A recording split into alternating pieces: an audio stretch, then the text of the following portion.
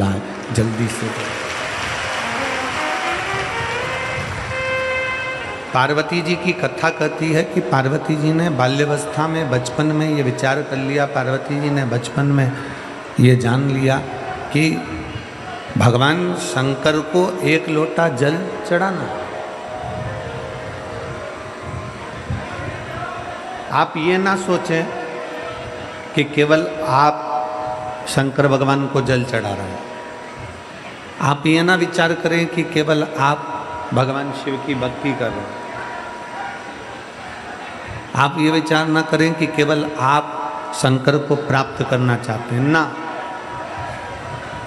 शिव महापुराण की कथा कहती है माता पार्वती जी ने भी शंकर को एक लोटा जल चढ़ाया, माता सती ने भी भगवान शंकर को एक लोटा जल चढ़ाया, भगवान श्री गणेश जी महाराज ने भी भगवान शंकर को जल चढ़ाया, श्री हनुमान जी महाराज ने भी भगवान शंकर को जल चढ़ाया, स्वयं भगवान नारायण ने भी राम अवतार रखकर शिव को जल चढ़ाया, भगवान कृष्ण अवतार लेकर भी शंकर को जल चढ़ाते हैं। शिव महापुराण की कथा कहती है जब नारायण ने भगवान शंकर को जल चढ़ाया, ब्रह्मा जी ने भगवान शंकर को जल चढ़ाया, इंद्र ने भगवान शंकर को जल चढ़ाया, 33 कोटि देवताओं ने भगवान शंकर को जल चढ़ाया। जब सबने जल चढ़ाकर अपनी मन की कामना पूरी कर ली, अपनी मनवांछित फल प्राप्त कर लिया, तो फिर मनुष्य क्यों भटके? वो भी शंकर को जल चढ़ाए और अपनी मनोकामना पूर्ण कर ले। क्यों भटके? किस लिए भटके?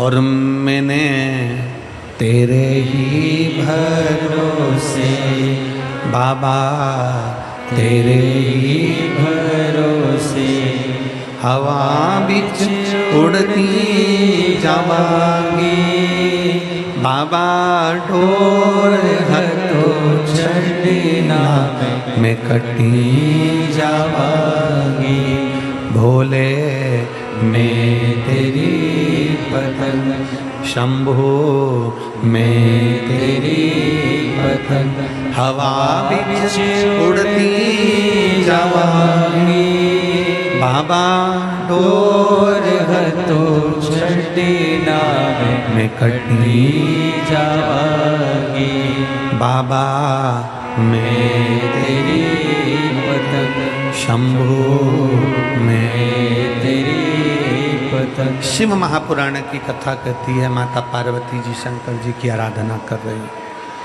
माता सती शिव की आराधना कर रही है, भगवान श्री गणेश जी शिव की आराधना कर रहे हैं, श्री हनुमान जी शिव की आराधना कर रहे हैं। फिर हम क्यों भटके? हमारा भटकना किस लिए? हम किस लिए भटक रहे हैं? हम क्यों इधर उधर जाएं? हम क्यों इधर उधर भटकते फिरें? हम किस लिए यहाँ वहाँ चारों तरफ भटकते रहे? शिव महापुराण की कथा में अगर आप लोग बैठे हैं तो एक संकल्प अपने भीतर उतार कर जाइए।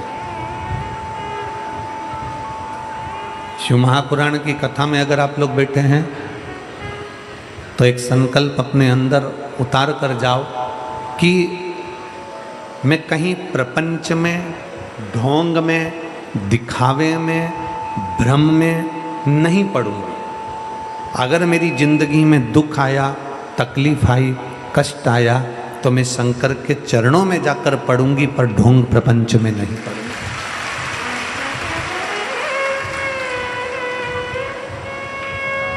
मैं शिव के द्वार जाऊं ना, मैं भगवान शंकर की चौखट पर जाऊं, मैं भगवान शंकर के दरवाजे पर जाऊं। अगर मुझे जाना ही है तो मैं शंकर के पास जाऊं। लंका के राजा रावण को भी जीतने के लिए मेरे भगवान नारायण राम का रूप रख कर जाते हैं, तो राम जी को भी समझ में आता है, भगवान राम जी की भी चित्त वृत्ति में रहता है। राम जी ने भी विचार कर लिया कि शंकर की आराधना के बिना रावण को भी नहीं जीत सकते। शिव की आराधना के बिना रावण को जीतना भी बड़ा कठिन है। इसलिए भगवान शंकर की आराधना लंका जाते समय भी राम जी करते हैं और वहां से आते समय भी राम जी करते हैं। जाते समय भी शिव की आराधना हो रही है, आते समय भी शिव की आराधना हो रही है। श्री शिवाय नमस्तुभ्यम में भगवान शंकर और पार्वती जी को प्रणाम करता हूँ, नमन करता हूँ। श्री शिवाय नमस्तुभ्यम का मतलब है कि मैं बाबा शंकर और पार्वती को नमन कर रहा हूँ।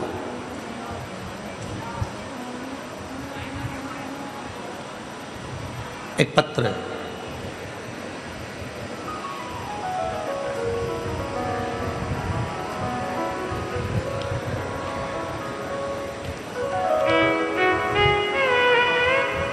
मैं सुनील कुमार राय, ग्राम मोतीपुर, पोस्ट महुआ, थाना कंटेया, जिला गोपालगंज, बिहार का निवासी हूँ। कहीं बैठे हों तो हाथ हिला सकते हैं। अगर कहीं बैठे हों तो हाथ हिला सकते हैं, एक बेलपत्र लेने के लिए आ सकते हैं। दिख रहा है कैमरे में? ठीक है, एलईडी के पीछे आ जाइए, एक बेलपत्र ले जाइए, आ जाइए। मैं सुनील कुमार राय, ग्राम मोतीपुर, पोस्ट महुआ, थाना कंटेया, जिला गोपालगंज, बिहार का निवासी हूँ। मैं नोएडा में नौकरी करता हूँ।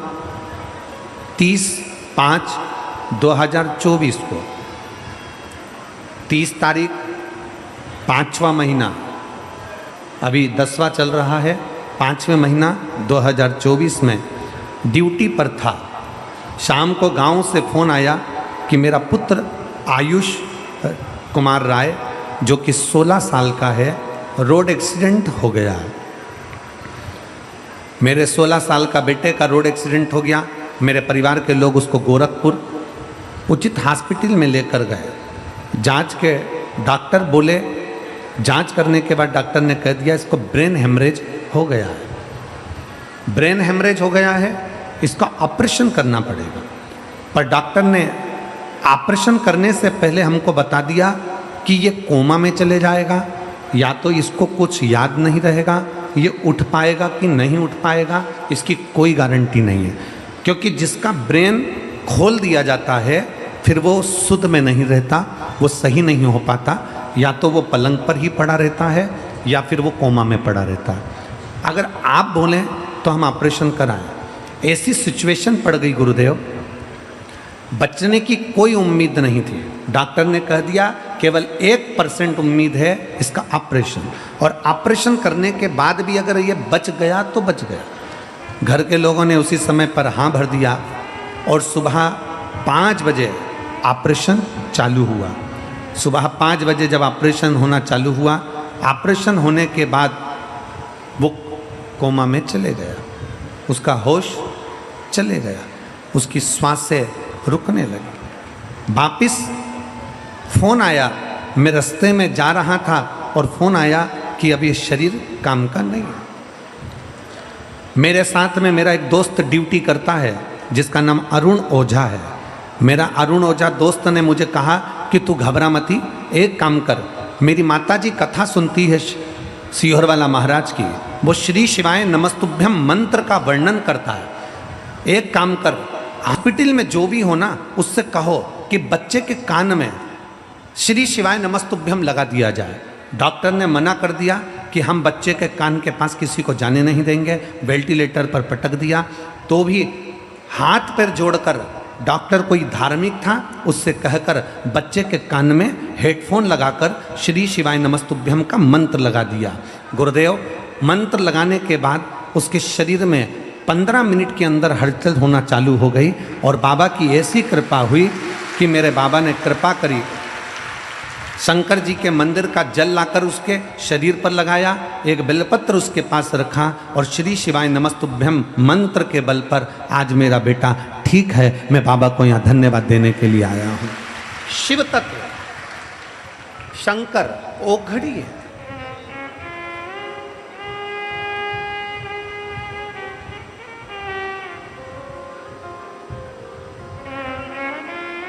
हमने तो आपको कई बार कथाओं में भी कहा, शायद आप लोगों ने लिखा भी होगा, हमने तो कथा के माध्यम से भी आपको वर्णन किया कि अपने घर के दरवाजे पर श्री शिवाय नमस्तुभ्यम लिख दो। क्यों? सामने वाला अगर कोई व्यक्ति आ रहा है, शिव महापुराण की विद्येश्वर संहिता कहती है कि श्री शिवाय नमस्तुभ्यम बोलने वाले के केवल मुख का दर्शन कर लो तो हजारों अश्वमेध यज्ञ का फल प्राप्त हो जाता है और हमारे पुण्य प्रबल हो जाते हैं।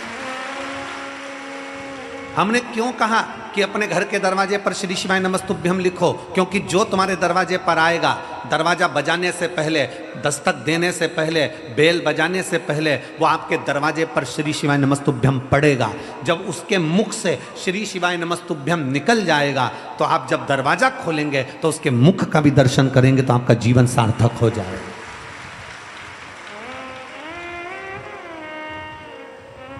कोई स्टिकर आता हो, स्टिकर चिपका दो, स्टिकर नहीं मिले तो कोई कागज चिपका दो, कागज ना मिले तो अपने हाथ से लिखकर चिपका दो कि श्री शिवाय नमस्तुभ्यम। अगर हमारे दरवाजे पर कोई बुरी खबर भी आने वाली होगी, अगर हमारे दरवाजे पर कोई बेकार खबर लेकर भी आ रहा होगा, कोई बेकार बात लेकर भी आ रहा होगा और आकर हमारे दरवाजे पर श्री शिवाय नमस्तुभ्यम पढ़ लेगा, तो आप जब दरवाजा खोलकर उसके मुख का दर्शन करोगे तो वो बेकार खबर भी अच्छी होने का प्रयास करेगा।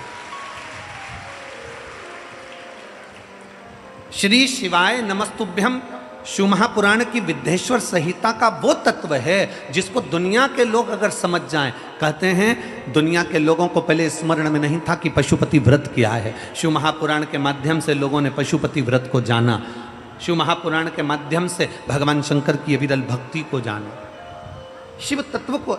एक श्री शिवाय नमस्तुभ्यम मंत्र की महत्वता क्या है, एक पत्र और देखिए।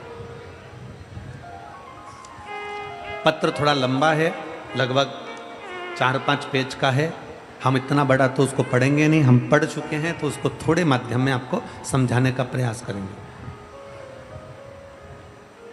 मेरा नाम आशा है, मेरे पति का नाम अनंत लाल सोनी है।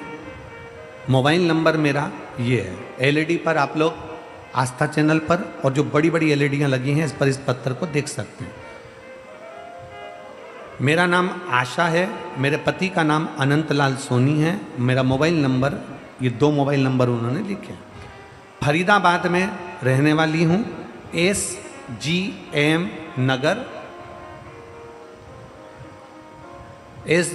नगर गली नंबर 4 फरीदाबाद में मैं रहती हूँ। कहीं बैठी हो तो हाथ हिला सकती हूँ। दिख गए? दिखे हैं तो आ जाइए, एक बेलपत्र ले जाइए। अगर दिख गए हैं आ जाइए, आप बेलपत्र ले जाइए। मेरा नाम आशा है, मेरे पति का नाम अनंत लाल सोनी है। मोबाइल नंबर ये है, फरीदाबाद में रहने वाली, SGM नगर गली नंबर 4। गुरुजी मेरा बेटा जो कि 18 वर्ष के लगभग का है, 6 सीढ़ी नीचे गिर गया। 6 सीढ़ी नीचे गिरते ही वो बेहोश हो गया। बेहोश होकर हम उसको अस्पताल लेकर गए। डॉक्टर जब हॉस्पिटल लेकर गए तो डॉक्टर बोला आपके बेटे में अब कुछ नहीं है। पत्र में आप लोग टीवी पर पत्र चल रहा है, एलईडी पर पत्र चल रहा है, उसको पढ़िएगा कि उन्होंने पत्र में क्या लिखा है। हम बेटा बेहोश हो गया, अस्पताल लेकर गए तो डॉक्टर बोला आपके बेटे में अब कुछ नहीं है, सांसें भी नहीं हैं। डॉक्टर ने जवाब दे दिया और मैं रो रही थी। मुझे मथुरा की, रोते हुए मथुरा की 2 औरतें, 2 लेडीज मिली। वो बोली बेटा तुम मंदिर जाओ और जल चढ़ाओ शिव को, श्री शिवाय नमस्तुभ्यम का जाप करो। मैं बोली आंटी जी मुझे श्री शिवाय नमस्तुभ्यम का जाप बोलना नहीं आता। फिर मैंने बोला मैं अपने देवर को लाती हूँ और आप उन्हें बताओ। गुरुजी फिर हम घर आए और देवर से बुलाकर उसको श्री शिवाय नमस्तुभ्यम का वर्णन उन 2 औरतों ने बता दिया। कैसे जल चढ़ाना है वो बताया। मंदिर में जाना, लोटा भर के जल चढ़ाना, पानी लाकर इस बच्चे पर छींटना और श्री शिवाय नमस्तुभ्यम का जाप उसके कानों में करना।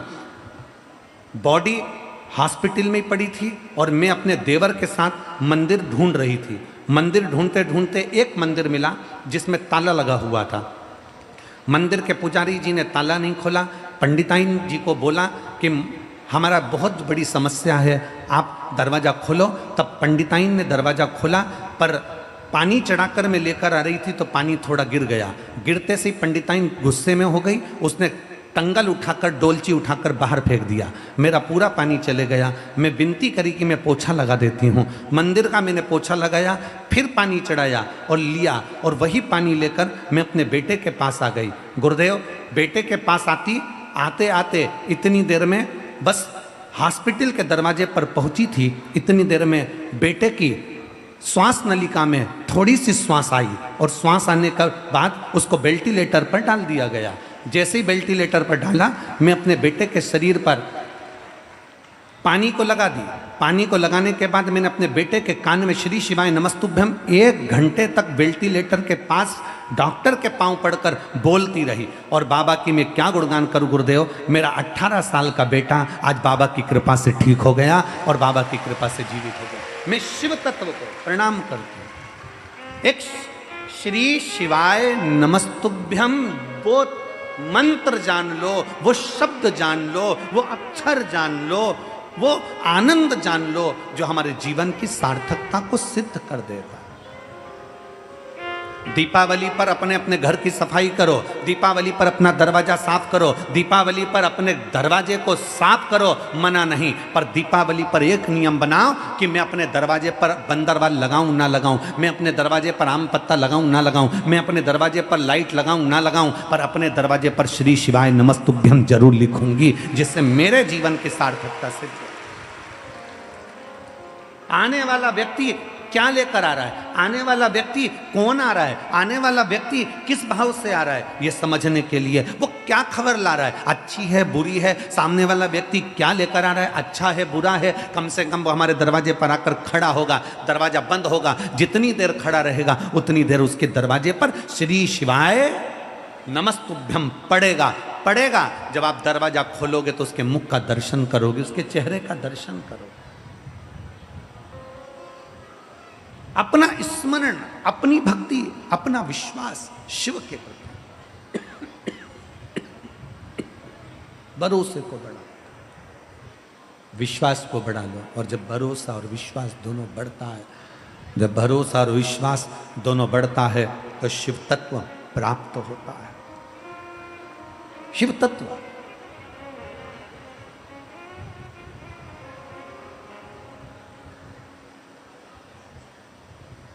रावण पापी था,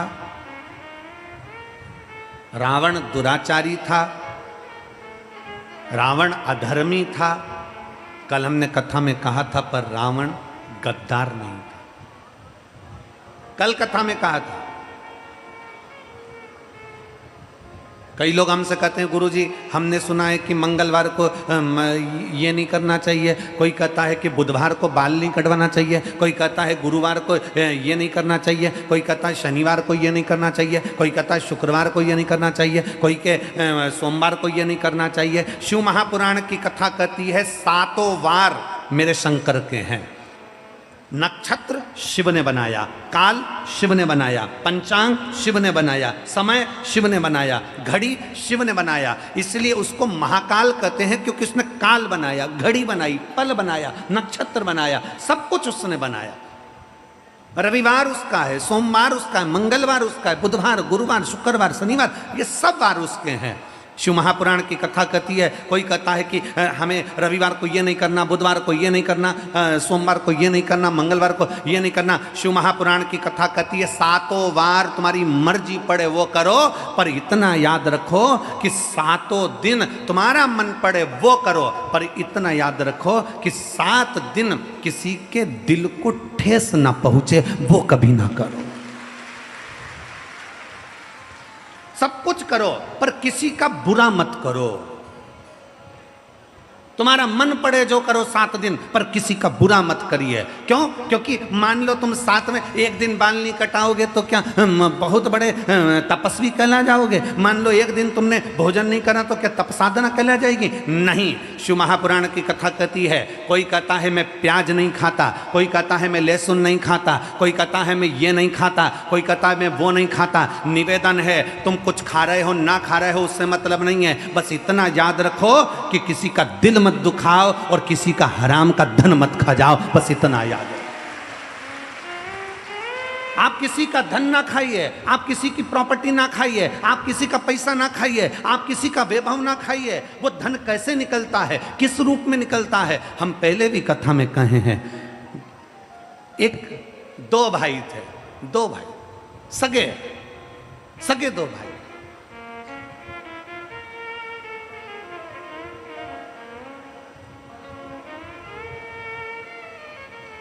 एक भाई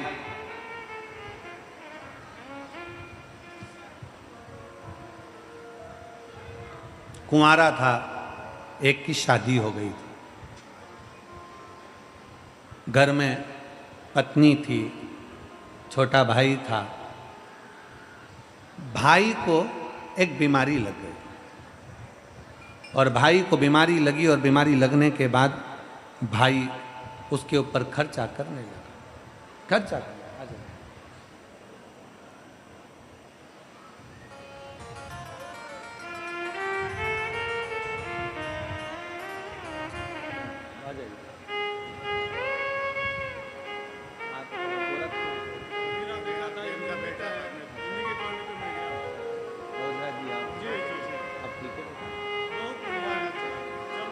आप ही हैं, ये ओझा जी हैं जिन्होंने इनसे कहा था कि अपने 16 साल का बेटा जिसका ब्रेन खोल दिया गया और कोमा में चले गया, उसके पास में 1 घंटे तक लगातार उसके कानों में श्री शिवाय नमस्तुभ्यम बोलते रहे और आज बेटा ठीक हो गया है।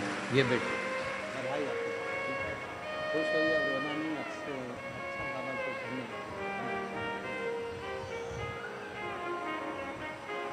शिव तत्व है,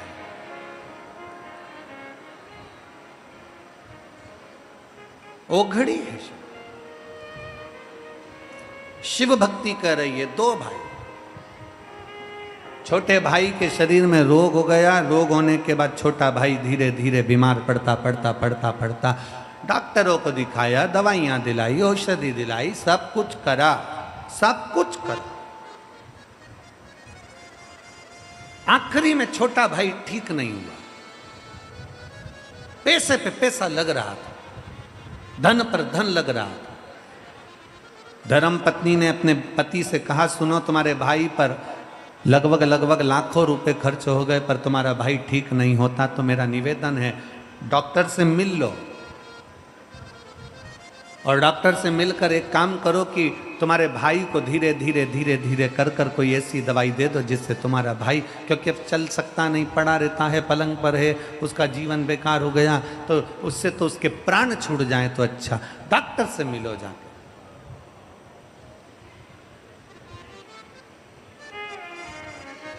रो मत बेटा, आ जाओ, रो नहीं। देखो बाबा के पास आए हो ना तो रोना नहीं चाहिए, बाबा के पास रोते नहीं।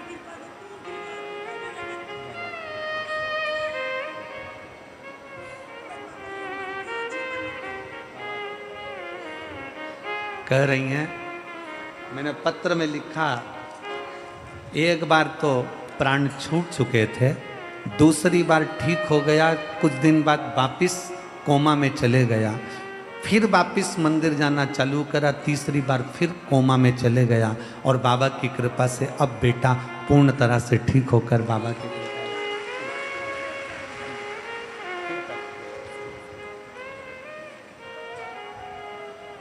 एक शिव भक्त।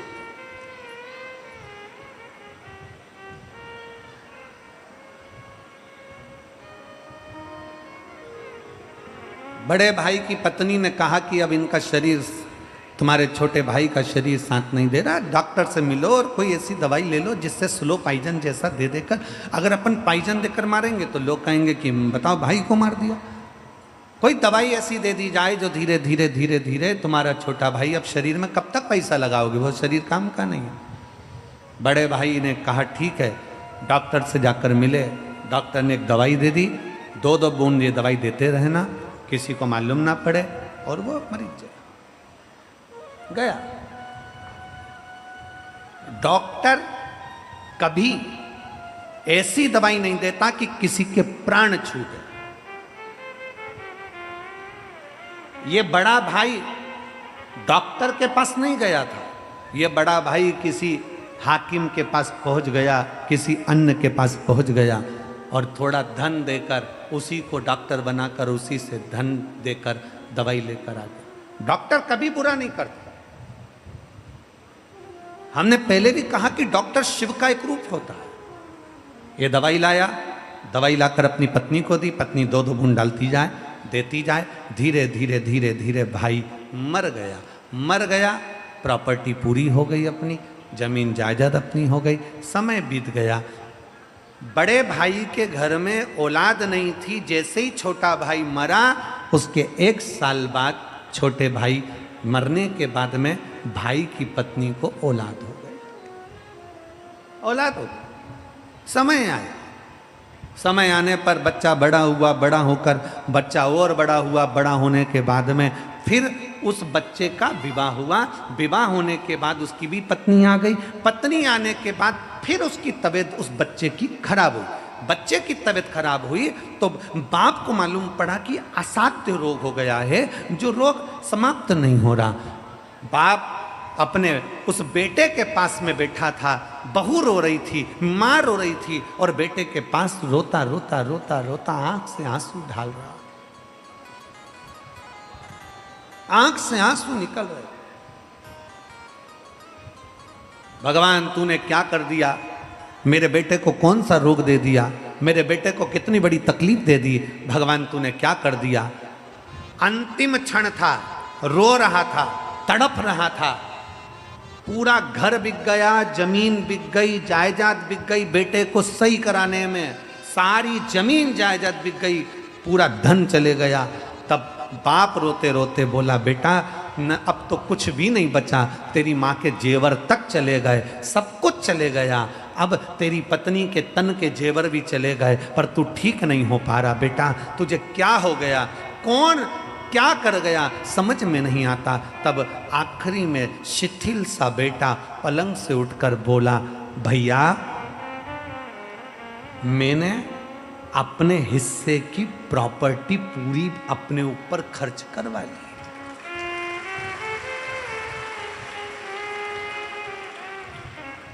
मैं तेरा भाई, जन्म लिया तेरे ही घर में, तुझसे ही खर्च करवा कर जा रहा हूं। कर्म की गति बड़ी विचित्र है, इसलिए शिव महापुराण की कथा कहती है कि तुम 7 दिन में 7 बार में बुधवार, गुरुवार, शुक्रवार, शनिवार तुम्हारी मर्जी पड़े जो करो, पर इतना जरूर करो कि हम किसी का बुरा ना करें। मालूम पड़े कि तुम लोगों का बुरा करते रहो और फिर विचार करो कि बुधवार को मैं ये नहीं करूँगा, गुरुवार को मैं ये नहीं करूँगा, शनिवार को मैं ये नहीं करूँगा, आज मेरा शनिवार, आज मेरा गुरुवार। महाराज शिव महापुराण की कथा कहती है 7 वार मेरे शंकर के हैं, सारे दिन शंकर के हैं, हर घड़ी शंकर की है, हर पल शंकर का है, हर क्षण शंकर का है। बस निवेदन इतना है कि 7 वार में तुम्हारी मर्जी पड़े जो करो, पर इतना याद रखो कि किसी का बुरा मत करो, किसी के लिए अपशब्द मत कहो, किसी के लिए ताने मत दो, किसी को गाली मत। कर्म की गति का भोग हमें भोगना है।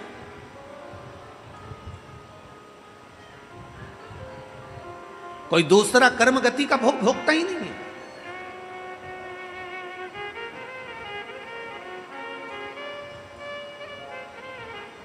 क्यों आते हैं इतने शिव भक्त?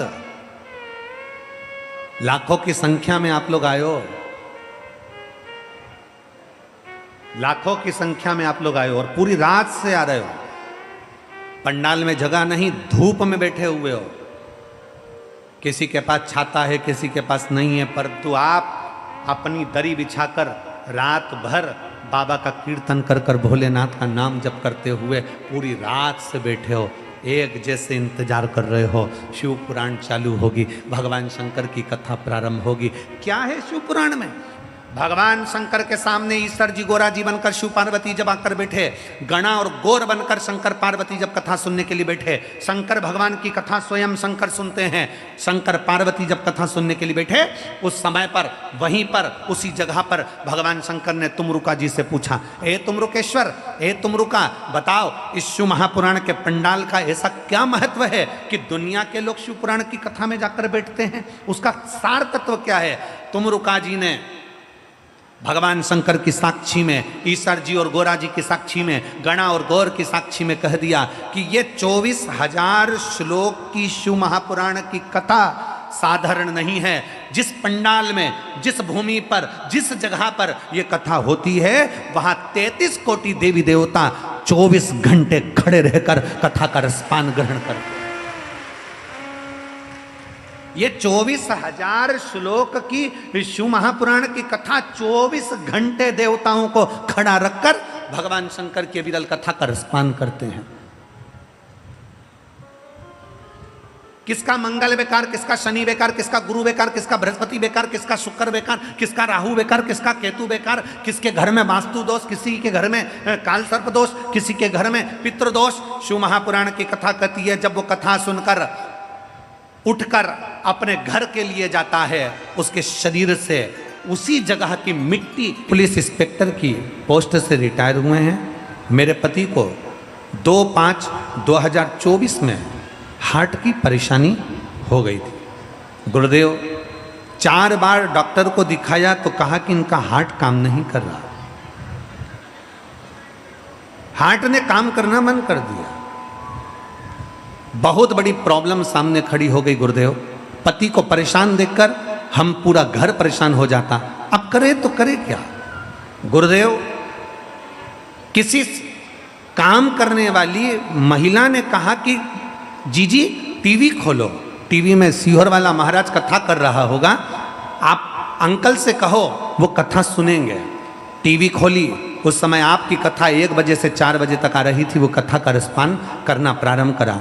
मेरे पति को विश्वास नहीं हुआ कि ये शिव महापुराण की कथा सुनने से क्या रोग का निदान हो सकता है। तब टीवी पर कथा सुनना प्रारंभ करा।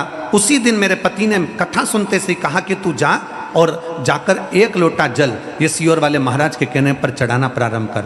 मैं जाती, शंकर के मंदिर से जल लाती, अपने पति को गिलास में भरकर वो जल पीने के लिए थोड़ा सा दे देती। रोज अपने पति को जल देना प्रारंभ करा और डॉक्टर ने तो बहुत डरा दिया था गुरुदेव। फिर हम आखिरी में जांच कराने के लिए वापस डॉक्टर के पास पहुंचे तो डॉक्टर ने एंजियोग्राफी करने का जो बोला था, ऑपरेशन करने का जो बोला था, डॉक्टर ने आखिरी में कह दिया इसकी सारे टेस्ट नॉर्मल आ गए हैं, ना इसको एंजियोग्राफी की ज़रूरत है, ना हार्ट में ऑपरेशन की ज़रूरत है, ना बाईपास करने की ज़रूरत है, इनको घर लेकर जाओ। मैं बाबा को प्रणाम करने के लिए आई हूँ। एक लाइन अच्छी लिखी है, आप और हम गुनगुना लेते हैं। अपनी किस्मत का ताला हो, अपनी किस्मत का ताला तुम खोलते चलो। श्री शिवाय नमस्तुभ्यं बोलते चलो। श्री शिवाय नमस्तुभ्यं बोलते चलो। भगवान से अपने मन की बात भाव के साथ जब हम प्रार्थना कर कर जाते हैं, शिव क्यों ना संभाल ले।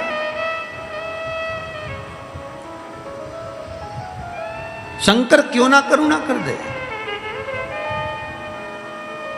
किसी के यहाँ पर 4 साल बाद औलाद हो रही है, किसी के यहाँ 10 साल बाद औलाद हो रही है, किसी के यहाँ 15 साल बाद हो रही है, किसी के यहाँ 14 साल बाद हो रही। इतने पत्रों का ढेर लगा पड़ा हुआ है कि हम इतने पत्र पढ़ भी नहीं पाए। इतने पत्र हम पढ़े भी नहीं। किसी के यहाँ 4 साल, किसी के यहाँ 8 साल, किसी के यहाँ 10 साल, किसी के यहाँ 15 साल, किसी के यहाँ 20 साल बाद संतान का सुख प्राप्त होता है। किसके बल पर? कौन कौन देता? आपका विश्वास, आपका भरोसा, आपकी दृढ़ता। जो आप शंकर जी के मंदिर में जाकर पशुपति व्रत करते हो, जो शिव के मंदिर में जाकर सफेद आंकड़े की जड़ का प्रयोग करते हो, जो भगवान शंकर के मंदिर में जाकर झाड़ू पोछा कर देते हो, मंदिर में जाकर साफ सफाई कर देते हो, मंदिर में जाकर दीपदान कर देते हो, कहीं ना कहीं तुम्हारा विश्वास शिव के प्रति बढ़ा, तो मेरे ओघड़दानी ने, मेरे शंकर ने तुम्हें देने में कमी नहीं रखी और तुम्हारी झोली खुशियों से भर दी।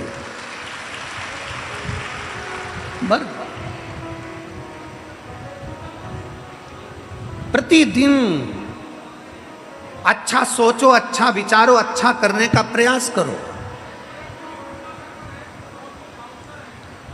अच्छा सोचिए, अच्छा विचारिए और अच्छा करने का प्रयास करिए। हमारा नियम है, हम हमारे भोले बाबा की सेवा करते हैं, हमारे ठाकुर जी की सेवा करते हैं, हम हमारे शंकर जी की सेवा करते हैं, सालिग्राम जी की सेवा करते हैं, लड्डू गोपाल जी की सेवा करते हैं, कल्लू जी की। तो हमारा नियम है, हम रोज प्रतिदिन इस व्यासपीठ पर आते हैं, तब व्यासपीठ से जाते हैं, तब रोज झोली पसार कर, आपने देखा भी होगा कि हम झोली पसार कर प्रणाम करते हुए एक ही चीज करते हैं, मेरे बाबा किसी स्त्री की, किसी महिला की गोद खाली मत रखना और किसी पुरुष की जेब खाली मत रखना। बस इतना ध्यान रखे मेरे बाबा, इतनी कृपा करना, इतनी दया करना, इतनी करुणा करना कि किसी स्त्री की, किसी महिला की गोद खाली ना रहे, किसी महिला की गोद खाली ना रहे, इतनी कृपा करना, इतनी दया करना, और किसी पुरुष की जेब खाली ना रहे। ये करुणा करिए आप। जिस महिला की गोद खाली रहती है उसको जगत में सुनना बहुत पड़ता है। बताओ, बांझ है, संतान नहीं है, औलाद नहीं है, 8 साल हो गए, 10 साल हो गए, 15 साल हो गए, लोग अपशब्द पर अपशब्द कहते हैं। पुरुष से नहीं कहते, स्त्री को ज्यादा टॉर्चर करते हैं, महिला को ज्यादा टॉर्चर करते हैं, महिला से ज्यादा कहते हैं इसकी संतान नहीं, इसकी संतान नहीं, इसकी संतान नहीं, उसको सुनना पड़ता है। और जिस महिला की गोद खाली है उसको जगत के ताने सुनना पड़ता है, और जिस पुरुष की जेब खाली है, जिसके पास धन नहीं होता ना, जिस पुरुष की जेब में पैसा नहीं होता ना, उसके घर में उसका इज्जत नहीं होता। जिस पुरुष की जेब में पैसा नहीं होता ना, परिवार वाले भी सम्मान नहीं देते। सगे 4 भाई हैं, 3 भाई अगर काम पे लगे हैं, पैसा है, और एक भाई के पास पैसा नहीं है ना, तो उसको कोई पूछेगा भी नहीं कि शादी यहाँ करें कि नहीं करें, लड़के की शादी है या जमीन जायदाद का फैसला है या कोई दूसरा फैसला है, उससे नहीं पूछा जाता, क्योंकि उसके पास कुछ है ही नहीं, तो क्या पूछेंगे उससे।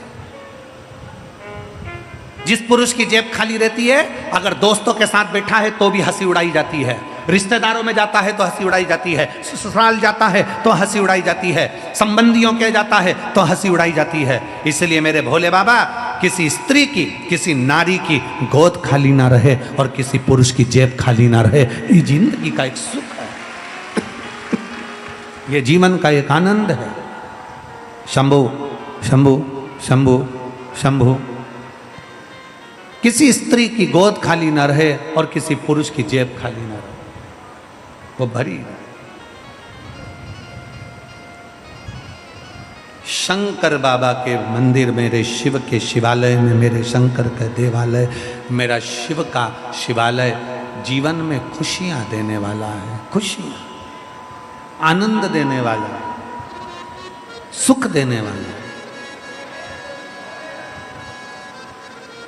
कभी मौका मिले जिंदगी में, सीहोर कुबेरेश्वर धाम पर आप जब जाएं, जब मौका मिले और कुबेरेश्वर धाम की पवित्र भूमि पर, भगवान शंकर की पवित्र भूमि पर जब जाएं,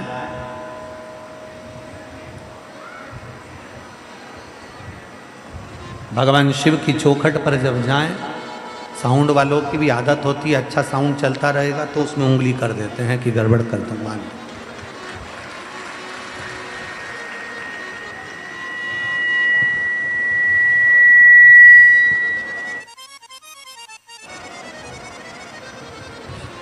कभी कुबेरेश्वर बाबा की भूमि पर जाएं, भगवान शंकर की पवित्र धरा पर जाएं, शिव तत्व की ओर जाएं, भगवान शंकर की चौखट पर जाएं, शिव के पास, कुबेरेश्वर बाबा की पवित्र भूमि पर जब पहुंचे तो अपने दिल से बाबा को प्रार्थना कर कर जब कंकर शंकर को वहां से उठाएं, उठाकर जब कंकर शंकर की पूजन करें तो बाबा से अपने मन की बात जरूर कहा करें। प्रतिदिन विनय जरूर करा, निवेदन जरूर करा। और खाली न जाता कोई दर से तुम्हारे, खाली न जाता कोई दर से तुम्हारे, मैं भी खड़ी हूँ नन्हे माहे पसारे, अपने हृदय से लगा लो लगा लो, गिरा जा रहा हूँ उठा उठा लो, भोले अपने दर से अब तो न टालो, गिरी जा रही हूँ उठा लो। बाबा से अपने मन की बात भाव के साथ जब हम शिव से कहें, शिव उसको स्वीकार करो। शंकर उसको स्वीकार करो। कितनी आस, कितना विश्वास, कितना भरोसा आप लोग हृदय में रख कर आते हो, श्रवण करते हो, एक लोटा जल शंकर जी को समर्पित करते हो, बाबा उसको स्वीकार करते हैं।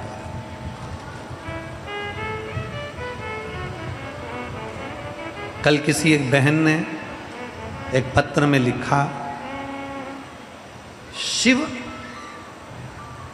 कौन सा जल स्वीकार करते हैं? शंकर भगवान कौन सा जल स्वीकार करते हैं? गंगा का जल, सरयू जी का जल, नदी का जल, बावड़ी का जल, तालाब का जल, कुएं का जल, हेडपंप का, हापसी का जल, सरोवर का जल, कुंड बावड़ी का जल, सरयू, यमुना, गोदावरी, कावेरी, कौन का जल शिव अधिक प्रिय रखते? शंकर भगवान को सबसे ज्यादा प्रिय कौन सा जल है? गंगा का, सरयू का, कावेरी का, गोदावरी का, नर्मदा का, कुएं का, बावड़ी का, तालाब का, मानसरोवर का, पुष्कर का, कुरुक्षेत्र का, कहाँ कहाँ कौन सा जल शंकर को प्रिय है? शिव महापुराण की कथा कहती है शंकर को भाव का जल अति प्रिय है। शिव को भाव का जल चाहिए।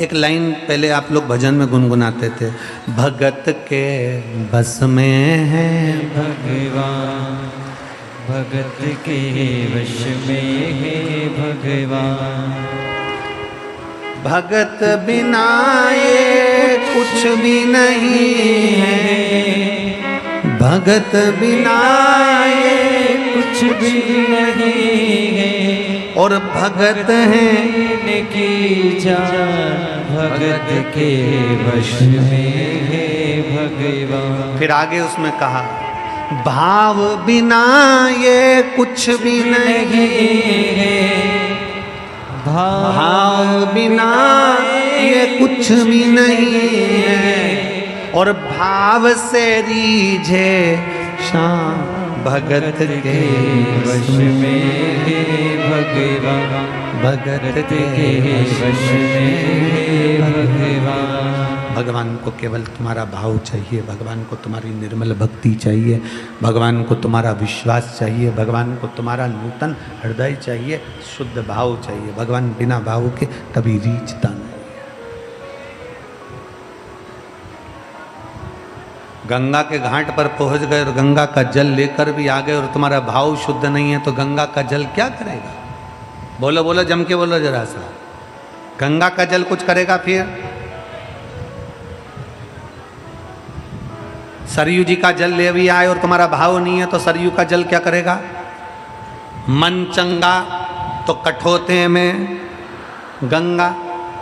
राम जी के सामने निषाद राज केवट बैठे हुए हैं और केवट भगवान राम जी से कहते हैं कि मुझे तुम्हारे चरण धुलाना है।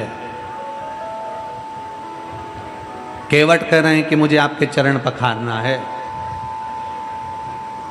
केवट कह रहे हैं कि मुझे आपके चरण पखारना है, चरण धुलाना है। मेरे को आपके केवल चरण धुलवाना है और चरण धोने का मुझे आज्ञा दीजिए, मैं आपके चरण दूं, मुझे आज्ञा करो, चरण धोने की आज्ञा दो।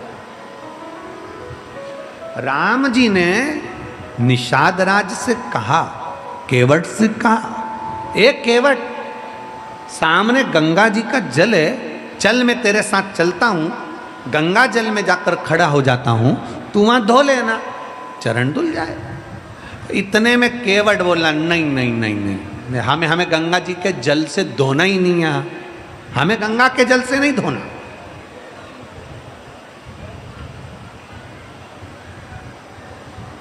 हमें गंगा के जल से तुम्हारे चरण धोना ही नहीं है। तो भगवान राम जी ने पूछा कौन से जल से धोएगा? जो शिव महापुराण की कथा कर रही थी वही मेरे राम जी ने केवट से कहा है। बहुत ध्यान लगाकर सुनना। हमने कई बार कथाओं में कहा मंदिर का जल लेकर मंदिर में मत चढ़ाओ। बोला कि नहीं बोला? जम के बोलो जरा। मंदिर में से पानी भर लिया, मंदिर की बाल्टी में से जल भर लिया और भगवान को चढ़ा दिया ना। शिव महापुराण की कथा कहती है अपने घर जाओ, घर से लोटे में जल भर कर लेकर आओ। जब घर का जल लाकर चढ़ाओगे तो शिव उसको स्वीकार करेगा। केवट क्या करा है? केवट ने कहा नहीं प्रभु, मैं गंगा जी के जल से तुम्हारे चरण नहीं धोऊंगा। तो फिर जल कहां से लाएगा?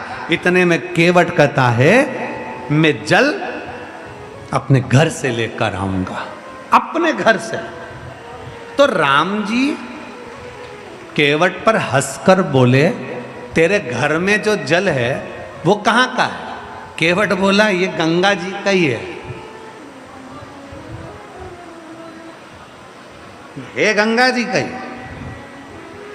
तो फिर घर के जल में और गंगा के जल में क्या अंतर आ गया?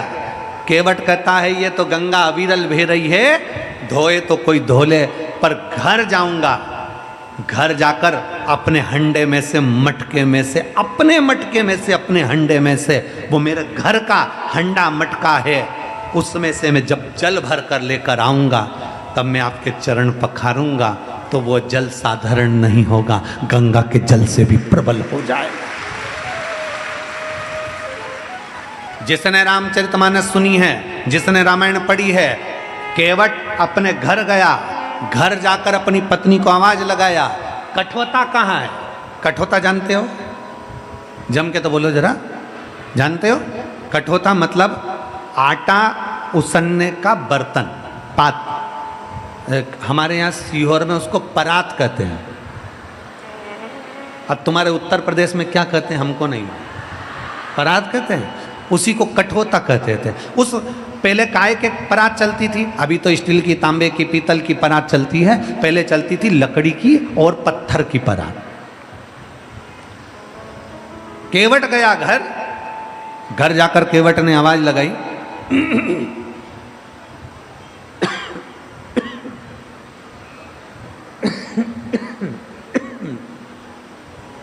घर जाकर केवट ने आवाज लगाई और केवट ने घर जाकर जब आवाज लगाई पत्नी को, सुनती है? धर्म पत्नी ने पूछा क्या हुआ? केवट ने आवाज लगाकर कहा कठोता कहाँ है? कठोता। पत्नी बोलती वो रखा। केवट बोला ये तो पत्थर का है, मेरी दादी के हाथ का कठोता कहाँ है? दादी वाला? हाँ। वो लकड़ी का? हाँ। पत्नी ने पूछा क्यों? ये पत्थर के कठोते पे चरण नहीं धुला सकते जो लकड़ी का कठोता लेकर जा रहे हो? इतने में केवट कहता है अपनी पत्नी से, तू समझती नहीं है, पत्थर के कठोते में चरण धुलाऊंगा तो पत्थर पे से पानी सूख जाएगा, लकड़ी के कठोते में चरण धुलाऊंगा तो लकड़ी पानी को सोख लेती है। जब जब आटा उसनेंगे अंदर से पानी निकल आएगा और अपन रोज तर जाएंगे। ये कृपा प्रभु। पत्थर के कठोते में राम जी के चरण नहीं धुलाए, केवट ने लकड़ी का कठोता रहा, घर में से पानी भरा, पत्नी के हाथ में दिया और चिल्लाते चिल्लाते गया, रे हम जा रहे हैं चरण धुलाने, जिसको आना आ जाओ। सारे के सारे आ गए। भगवान राम जी को कठोते में खड़े होने के लिए केवट ने विनती करी, बाबा आप राम जी आप अपना चरण कठोते में रखिए। राम जी ने अपना एक चरण कठोते में रख दिया। केवट से बोले धुला ले। केवट बोला नहीं धुलाऊं। केवट बोला नहीं धुलाऊं। राम जी बोले धुला। केवट बोले नहीं धुलाऊं। क्यों? केवट बोला हमारी अम्मा कहती थी किसी का एक चरण छुओ या प्रणाम करो या किसी का एक चरण धो तो लड़की होती है, और दोनों चरण प्रणाम करो तो लड़का होता है। ओ प्रभु हम आपके दोनों चरण पखारेंगे, दोनों चरण को प्रणाम करेंगे। राम जी से कहा तुम दोनों पांव बर्तन में रखो। अब बर्तन था छोटा और राम जी के चरण मोटा। अब बर्तन में रखें तो रखें कैसे? इन्होंने लक्ष्मण को देखा, सीता को देखा। सीता जी बोली अब तो रखना तो पड़ेगा, रख दो। राम जी बोले गिर पड़ेंगे। लक्ष्मण जी बोले आप चिंता मत करो, हम शेषनाग जब पृथ्वी को संभाल सकते तो तुम्हें भी संभाल लेंगे, तुम गिरोगे नहीं। तुम तो रखो, पांव रखो अंदर, तुम रखो तुम्हारा पांव अंदर। और भगवान राम ने दोनों पांव रख दिए, दोनों पांव। और रखने के बाद इधर से लक्ष्मण जी पकड़े, इधर से सीता जी पकड़ी। इतने में केवट बोला नहीं, टच नहीं चलेगा, हम कीपैड वाले हैं, टच स्क्रीन से काम ही नहीं होगा, आप तो इनको छोड़ो। राम जी अकेले खड़े और केवट ने अपनी पत्नी को घर से जो जल भर कर लाया था, घर के जल का महत्व क्या है ये रामचरितमानस भी कहती है। केवट जो घर से जल लाया था वो अपनी पत्नी को दे दिया और पत्नी से कहा तू जल चढ़ा, मैं हाथ से मलता हूँ। और पत्नी ने जल चढ़ाना प्रारंभ करा और केवट हाथ से मले तो राम जी का बर्तन केवट मलते मलते हिला दे। जैसे हिलाए तो राम जी के गिराएगा। केवट बोले नहीं गिरोगे, मेरे को पकड़ लो। राम जी बोले अभी लक्ष्मण को पकड़ रहा था तो मना करा, सीता को पकड़ रहा था तो मना करा, और अब क्या करा, मुझे पकड़ लो। इतने में राम जी के पत्र को, बर्तन को फिर हिलाया, उस कठोते को जैसे हिलाया तो राम जी गिरते गिरते बचे। इतने में लक्ष्मण जी बोले भैया पकड़ लो। इतने में केवट का कंधा पकड़ा। कंधा पकड़ा तो केवट बोला कंधा पकड़ोगे तो और गिर जाओगे, सिर पकड़ो सिर। अब राम जी ने एक हाथ से केवट का सिर पकड़ा। केवट भी पक्का भगत था, उसने सोच लिया था ये नारायण है, एक हाथ तो किसी पे भी रख देंगे, दोनों धरवाना है, दोनों धरवाना। और केवट ने चाल चली, चरण धुलाते धुलाते अब की बार पर हाथ को पूरा ही मोड़ दिया। जो कठोते को मोड़ा इतने में राम जी ने दोनों हाथ सिर पर रख दिए। केवट के सिर पर हाथ थे, देवता पुष्पों की वृष्टि कर दी है। अरे धन्य है रे धन्य है। इतने में पत्नी ने पूछा ये दोनों हाथ तुम्हारे सिर पर कैसे आ गए? केवट ने कहा अगर गंगा जी के जल से धुलाता तो एक ही हाथ आता, घर से जल भर कर लाया इसलिए दोनों हाथ सिर पर आए। ये दोनों हाथ सिर पर।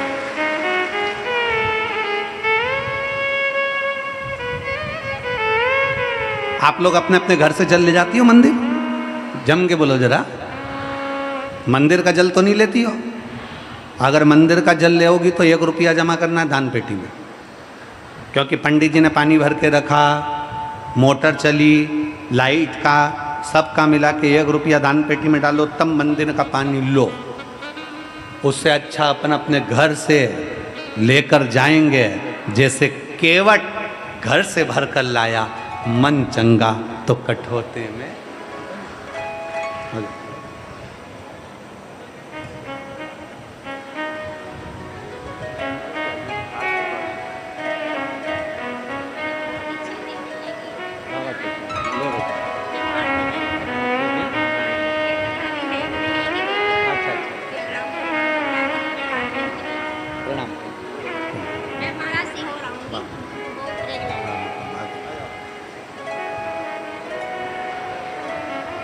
शिव तत्व हो, शंकर करुणा सागर।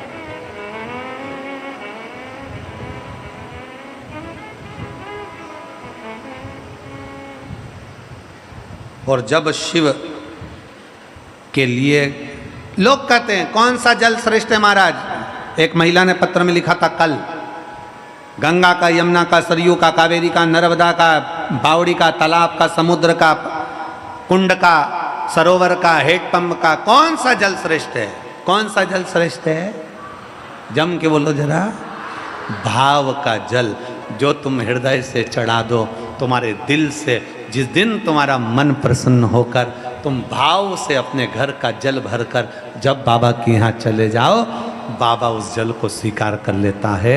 और जैसे ही तुम चढ़ाते हो जल, वैसे ही बदल देता है वो तुम्हारा कल। ये शिव की रीत है, ये शिव की रीत।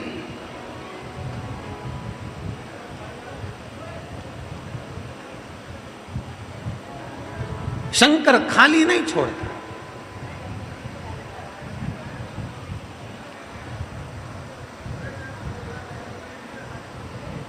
हम जिसको समय दे रहे हैं वो हमको भी समय देता। हम जिसका भजन कर रहे हैं वो हमें भजन के लायक बना देता। आप दिल से उसको समर्पित तो हो।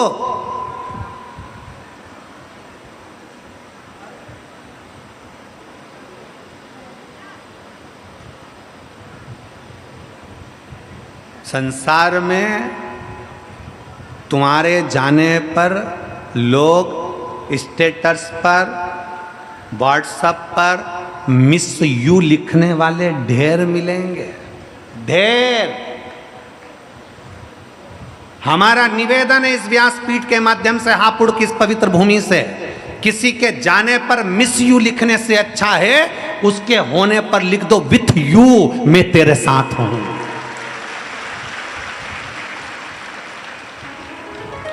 जब चले गया तो लिखा मिस यू। अब तुम्हें जब वो है, पृथ्वी पर है, जब संसार में है, तुम्हारे साथ में है, तुम्हारे पास में है, तो लिखो विथ यू मैं तेरे साथ हूं, हर पल, हर घड़ी, हर क्षण।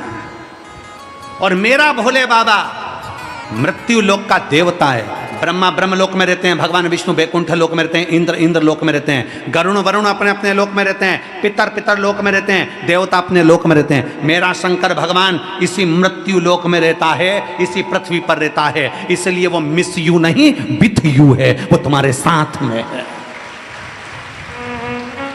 मेरा भोलेनाथ, मेरा शंकर, मेरा शंभू, मेरा त्रिकालदर्शी, मेरा कैलाशी विनाशी, मेरा शिव तुम्हारे साथ कदम से कदम मिलाकर चल रहा होता, कदम से कदम।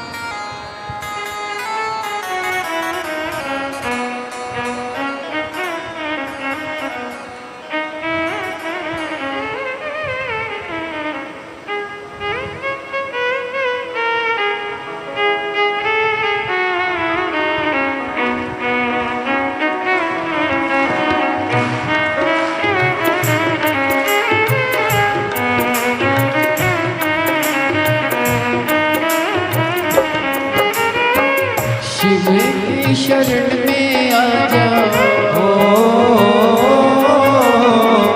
शिव की शरण में आ जा, बाबा की शरण में एक बार आजा आजा, भोले की शरण में एक बार आजा आजा, भोले की शरण में। शिव की शरण में आ जाओ, शिव की शरण में आ जा, भोले की शरण हो। एक बार आजा आजा, भोले की शरण में एक बार आजा आजा, शिव की शरण में।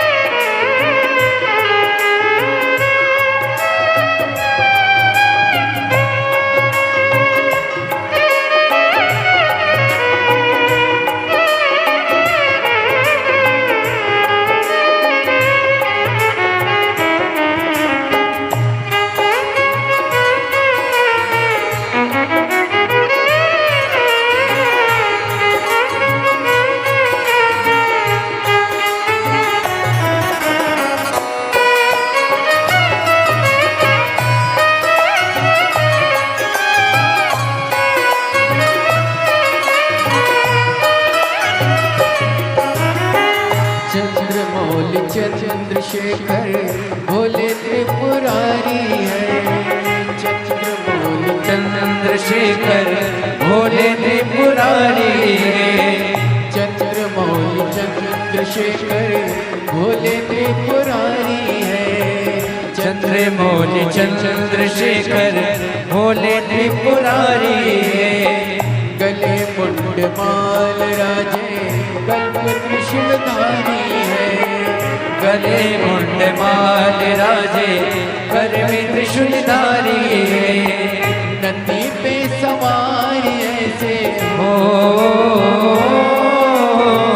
नंदी पे सवार ऐसे भोले की शरण में एक बार आजा आजा। भोले की शरण में एक बार आजा आजा। भोले की शरण में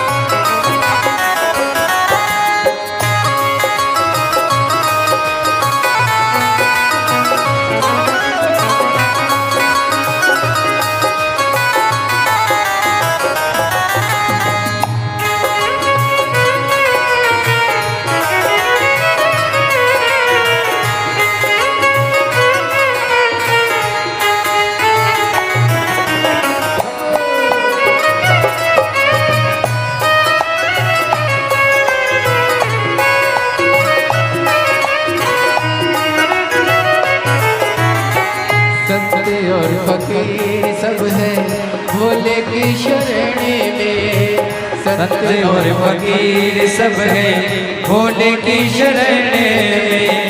संत और फकीर सब है भोले की शरण में। संत और फकीर सब है भोले की शरण में। अमीर और गरीब सब है भोले की शरण में। अमीर और गरीब सब है भोले की शरण में। शिव जी सबको मिलते हो,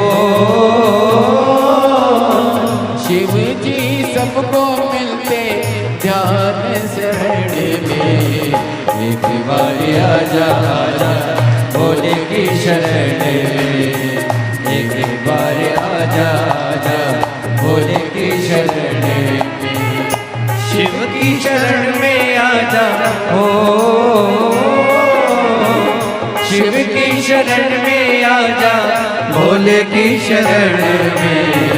एक बार आजा आजा शिव की शरण में। एक बार आजा आजा भोले की शरण में। ओ एक बार आजा आजा शंभू की शरण में। एक बार आजा आजा शंभू की शरण में, एक बार आजा आजा बाबा की शरण में, एक बार आजा आजा बाबा की शरण। हार हार देव हर। अपने स्थान पर बैठकर बड़े भाव के साथ आज कथा का विराम दिवस है। दिल से बाबा जी से प्रार्थना करिए, भगवान ओघड़दानी भगवान शंकर से अपने मन की बात भाव के साथ में कहिए, बाबा उसको स्वीकार करे। दिल से प्रार्थना करिए, जहाँ जगह मिले वहाँ बैठकर भगवान शंकर से भाव के साथ में प्रार्थना करिए। जहाँ भी आपको जगह मिले वहाँ बैठिए। कथा का विराम दिवस है आज। अपने मन की बात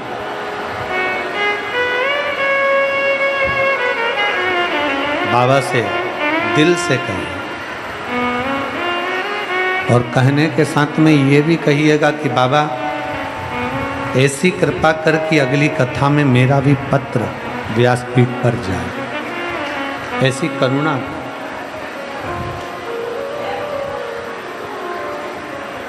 सभी लोग साथ में बोलेंगे, बाबा से विनय करेंगे, निवेदन करेंगे, प्रार्थना करेंगे।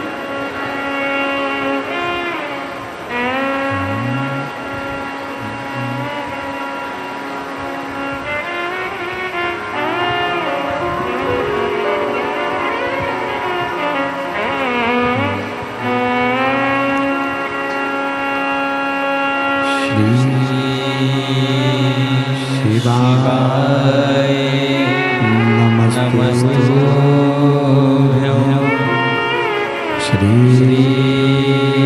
शिवाय नमस्तुभ्यं। श्री शिवाय नमस्तुभ्यं। श्री शिवाय नमस्तुभ्यं।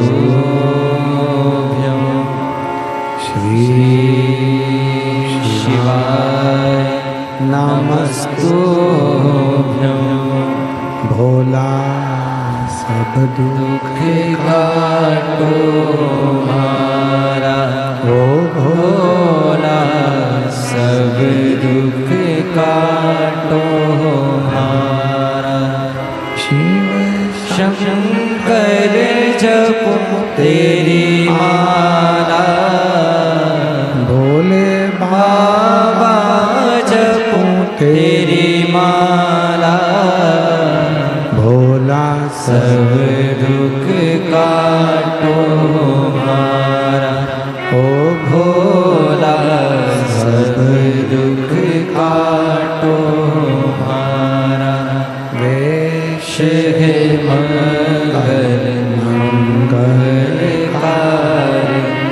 वेश है मंगल मंगलकारी। शमशान वासी हमारा, शमशान वासी हमारा। ओ भोला सब दुख काटो हमारा, ओ भोला सब दुख काटो हमारा।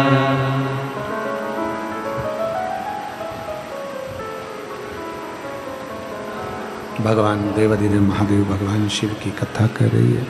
भगवान शंकर का चरित्र वर्णन कर रहा है। शिव महापुराण की कथा कहती है, भगवान शंकर का चरित्र कहता है, एक लोटा जल जब निषादराज लेकर आते हैं, केवट लेकर आते हैं, वो जल शिव जी को समर्पित कर, राम जी के चरणों में समर्पित करते हैं। उस एक लोटे जल का इतना महत्व हो जाता है क्योंकि वो घर से लाया गया।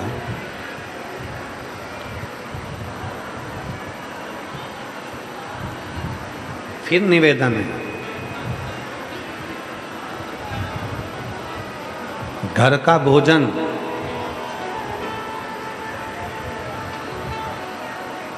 घर का भजन,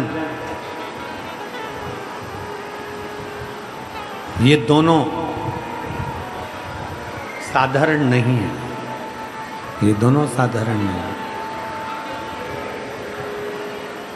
घर का भोजन और घर का भजन दोनों साधारण।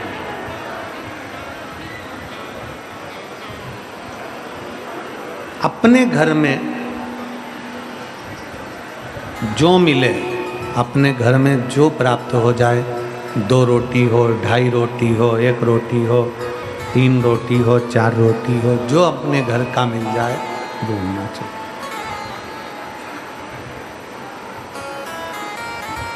और अपने घर का भजन, अपने घर के अंदर रहकर अपने घर में जितना भगवान की भक्ति कर सकते हो, अपने घर में रहकर जितना भगवान का भजन कर सकते हो उतना भजन।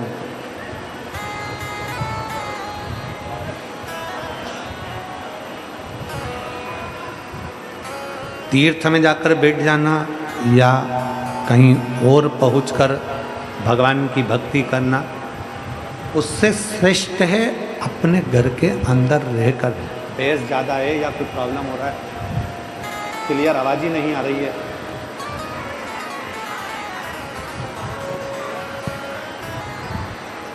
इतना तेज तो स्पीकर भी नहीं खुला है कि बार बार सीटी मारे। बेस हो रहा है या उसमें गड़बड़ हो रहा है कुछ ना कुछ।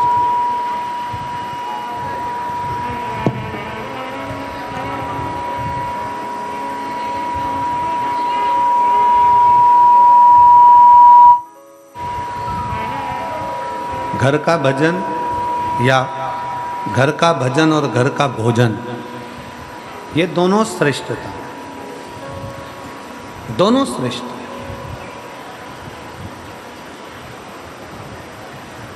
भजन भी हमारे घर का और भोजन भी हमारे घर का।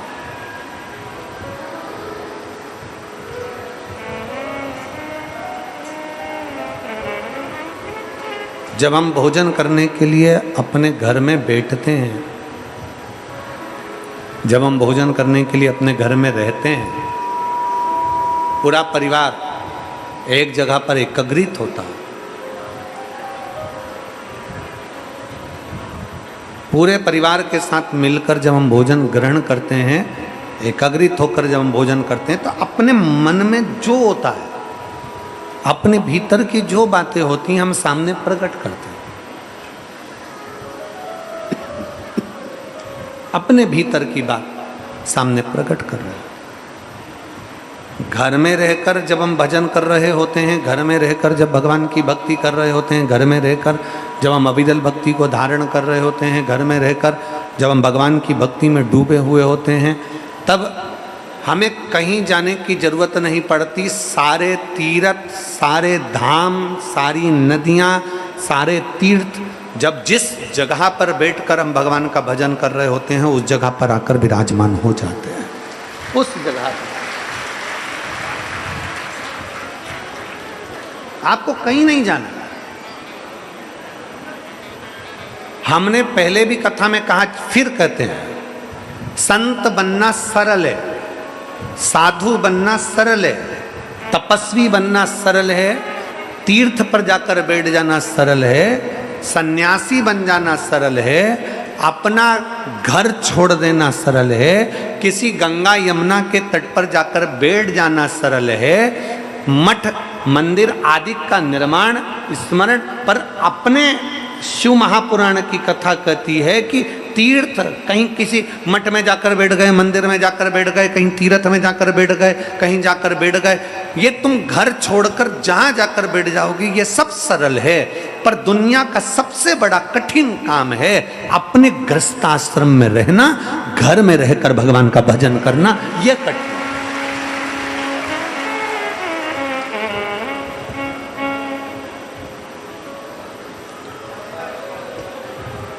वो दुनिया का सबसे कठिन काम है।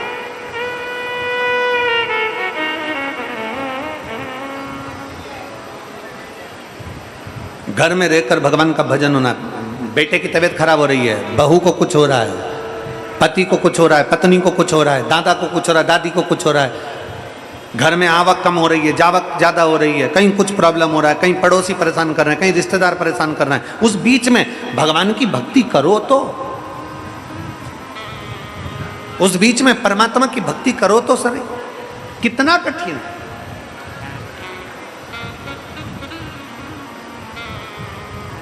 एक माता ने एक पत्र लिखा है,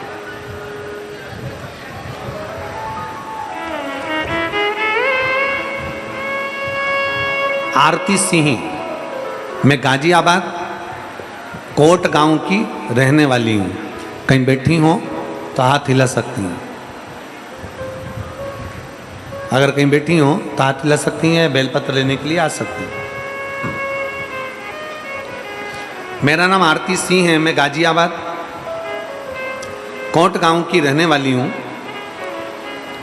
मैं बाबा का क्या वर्णन करूं गुरुदेव।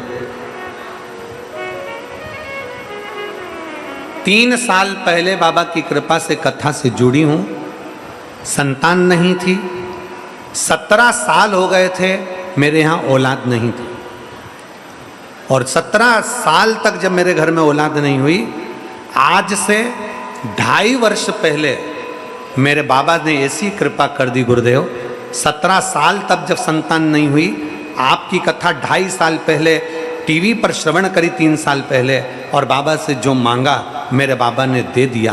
2.5 वर्ष हो गए, 17 साल पहले 17 वर्ष हो गए थे मेरी शादी को, संतान नहीं थी, और मेरे घर में बाबा की कृपा से एक बेटे ने जन्म लिया 17 साल बाद। बेटा मेरा 2.5 वर्ष का हो गया गुरुदेव। मैं एक बात और कहना चाहती हूँ गुरुदेव, आप कहते हो कि पंडाल में बैठकर कथा सुनो, मैं अपने 2.5 साल के बेटे को लेकर पंडाल में हापुड़ की इस भूमि पर आई, और गुरुदेव आप कहते हो कि पंडाल में बैठकर जो मांगा जाता है वो देता है। मैंने इस पंडाल में बैठकर बाबा से प्रार्थना करी, बाबा ने मुझे पुत्र तो 17 साल बाद दिया। एक हमारा 25 वर्ष का एक जमीन का केस चल रहा था, जो अदालत में निर्णय नहीं आ पा रहा था, हम बड़े परेशान हो गए थे 25 साल से। तब मैं हापुड़ की पहले दिन की कथा सुनी और बाबा से प्रार्थना कर कर, भूमि को नमन कर कर, रज को मस्तक चढ़ाकर, आप कहते हो कि मस्तक पर चंदन जैसी लगाकर चली गई। और बाबा को मैं क्या वर्णन करूं गुरुदेव, आज मैं 5वें दिन वापिस प्रणाम करने के लिए आई हूं कि 25 वर्ष का हमारा केस सुलझ गया और मेरा प्लाट मुझे वापस मिल गया। मैं बाबा को यहाँ प्रणाम करने के लिए आई हूँ। एक लाइन अच्छी लिखी है, आप और हम गुनगुनाते हैं। तेरी कृपा बिना ना हिले एक भी अणु, लेते हैं श्वास तेरी कृपा से तनो तनो। बखान क्या करूं मैं रातों के ढेर का, चपटी भभूत में खजाना कुबेर का। हे गंगाधार मुक्ति द्वार ओंकार तू भोले ओंकार तू, आयो शरण तिहारी शंभु तार तार तू। बाबा की कृपा शिव तत्व भक्ति के रूप में विराजमान। शिव तत्व एक अविरल भक्ति, एक विश्वास, एक भरोसा दृढ़। कोई कहे कि शिव जी को केवल हम जल चढ़ा रहे हैं, ना ना ना, माता पार्वती जी की कथा कहती है, पार्वती जी शंकर जी को जल चढ़ाती हैं, माता सती शिव जी को जल चढ़ाती हैं, भगवान गणेश शंकर जी को जल चढ़ाते हैं, हनुमान जी शंकर जी को जल चढ़ाते हैं। ऐसा कौन है 33 कोटि देवता में ऐसा कोई देव नहीं जो भगवान शंकर को जल ना चढ़ा, शिव की आराधना ना करे, शंकर की भक्ति ना ना, शिव आराधना में जो डूबा ना हो।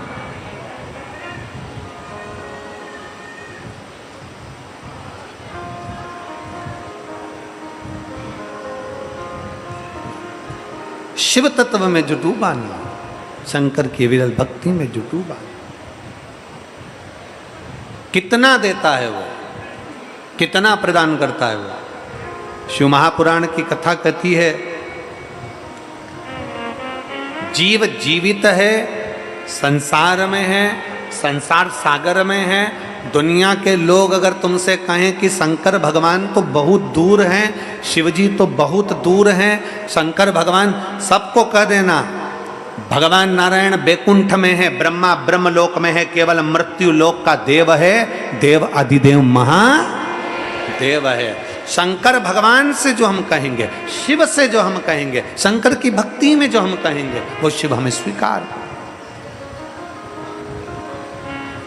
शिव स्वीकार। दो चीजें घर की करिए, एक भोजन और दूसरा जम के बोलो जरा भजन। दोनों घर में करो। भोजन भी घर का और भजन भी घर का, दोनों को घर का बनाओ। और जितना हो सकता है भोजन घर का बनाकर जो प्रेम से 2 रोटी 2.5 रोटी 1 रोटी आधी रोटी चावल दाल जो तुम खा सकते हो वो घर का पाए, घर का।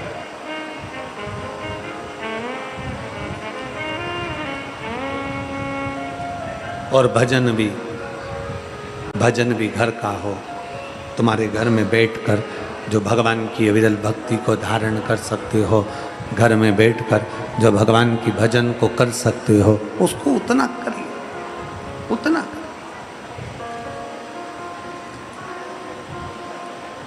हिरण्यकशिपु के भाई हिरण्याक्ष के पास में भगवान शंकर के नेत्र से नेत्र बंद करने पर एक अश्रु निकल गया था। वो अश्रु से एक बालक प्रकट हो गया था जिसका नाम अंधकासुर था, जिसको लोग अंधकासुर कहते हैं। एक बालक प्रकट हो गया था जो अंधकासुर था, अंधकासुर। पार्वती जी ने उसको गोदी में उठा लिया था। माता पार्वती जी ने जब गोदी में उसको लिया और पार्वती जी गोदी में लेकर शंकर जी के पास जाकर कहती हैं कि ये मेरा पुत्र है। शंकर जी मना करते हैं, पार्वती इस पुत्र को तू पुत्र मत मान, इसको तो समुद्र में फेंक दे। ये मेरे नेत्र बंद करने के बाद प्रकट हुआ है, तो इसको समुद्र में फेंक दे। ये मेरे नेत्र बंद करने के बाद प्रकटा। पार्वती जी कहती नहीं नहीं, इसको तो मैंने अपना मान लिया है, इसको तो मैंने अपना जान लिया, इसको तो मैं पुत्र भाव में देख लिया। शंकर भगवान कहते हैं पार्वती जी नेत्र बंद करने के बाद प्रकट हुआ है, ये श्रेष्ठ नहीं है। और शिव महापुराण की कथा भी यही कह रही है कि किसी के जाने के बाद मिस यू कहने से अच्छा है विथ यू कहिए, मैं आपके साथ हूं। कभी कभी एकांत में बैठकर भगवान शंकर के पास में, कभी एकांत में बैठकर शिवालय में एकांतेश्वर महादेव, एकांतेश्वर महादेव मतलब कोई एकांत में पेड़ के नीचे, ओटले पर, खेत में, खलियान में, कहीं पर भी शंकर जी का ओटला हो, उस पर शिवलिंग बैठाओ। वहाँ पर एकांत में गाड़ी से जा रहे हो, 4 व्हीलर से जा रहे हो, 2 व्हीलर से जा रहे हो, और एकदम कोई शंकर का शिवलिंग तुम्हें एकांत में दिख जाए, खाली एकदम, तो वहीं पर 5 मिनट बैठो और बैठते से बाबा को अपने दिल की बात कहो, ए शंभु, ए त्रिकालदर्शी, ए कैलाशी, ए अविनाशी, मैं तेरा हूं।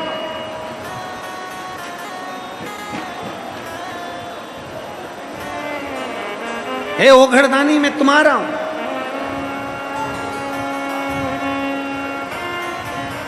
कभी कभी महाकाल राजा को भगवान शंकर को त्रिकालदर्शी, कैलाशी, अविनाशी भगवान शिव को कह दिया करो। ऐसा कोई पल ना आए, ऐसी कोई घड़ी ना आए, ऐसा कोई क्षण ना आए जिस समय में आपको याद ना करूं। हर पल, हर घड़ी, हर क्षण तुझे याद करता है। वो कहते हैं ना कि ऐसी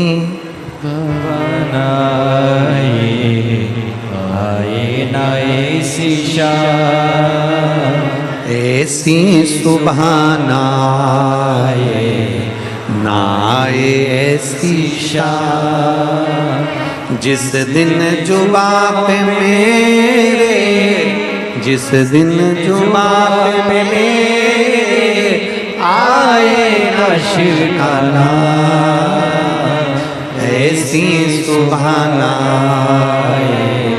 आए ना ऐसी शान, ऐसी सुभाना आए ना ऐसी शान। हर पल हर घड़ी हर क्षण शिव मेरे मुख में। एक पत्र है, देखिए।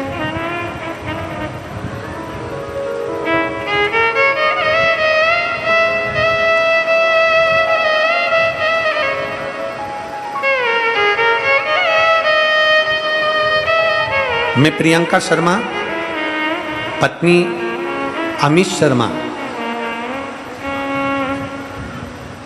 श्रीनगर, मुकाम है श्रीनगर हापुड़ की निवासी हूँ। कहीं बैठी हो तो हाथ हिला। आप ही हैं? बाबू आया है साथ में? लिया उसको, लिया। मैं प्रियंका शर्मा, पत्नी अमित शर्मा, श्रीनगर हापुड़ की निवासी हूँ गुरुजी। मेरी शादी को 10 साल हो गए थे। जहाँ जाती थी शादी के बाद 2-3 साल निकलने के बाद में लोग टोकने लगे थे, संतान का सुख नहीं है, संतान नहीं, संतान नहीं। हमने डॉक्टर को दिखाना प्रारंभ करा। 5 साल तक हमने डॉक्टर का पूरा इलाज करवाया, पर संतान का सुख नहीं आया। AIMS से भी हमने दिल्ली के हॉस्पिटल से भी इलाज करवाया, तब संतान का सुख नहीं आया। बहुत परेशान हो गए। हमारे बीच में माननीय सांसद महोदय, अभी राम जी की ही कथा चल रही थी और हमारे सांसद महोदय श्री अरुण गोविंद जी पधारे। एक बार जोरदार ताली बजाकर स्वागत करें, जिन्होंने जो रामचरितमानस पूरे हृदय में बैठी है लोगों के दिल में, ऐसी पवित्र रामचरितमानस में राम जी का किरदार निभाने वाले श्री अरुण गोविंद जी, एक बार जोरदार ताली बजाएं।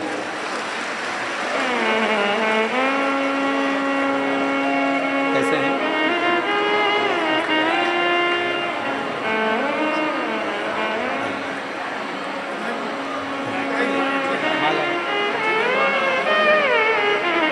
हमारे बीच में क्षेत्रीय विधायक जी भी, विजयपाल आरती जी भी पधारे हैं। एक बार जोरदार ताली बजाकर स्वागत।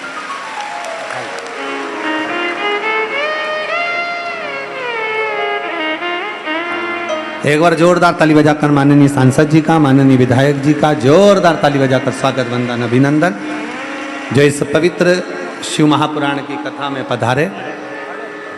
मैं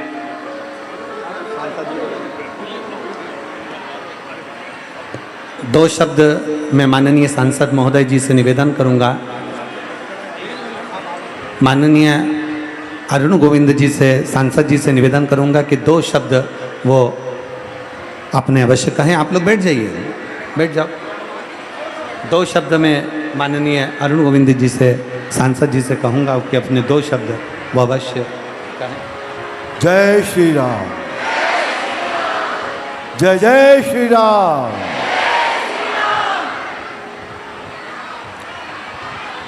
महाराज जी के चरणों में मेरा सादर नमन। मेरा बहुत सौभाग्य है कि आज आपके चरण स्पर्श करने का मुझे अवसर मिला, आपका आशीर्वाद पाने का सौभाग्य प्राप्त हुआ।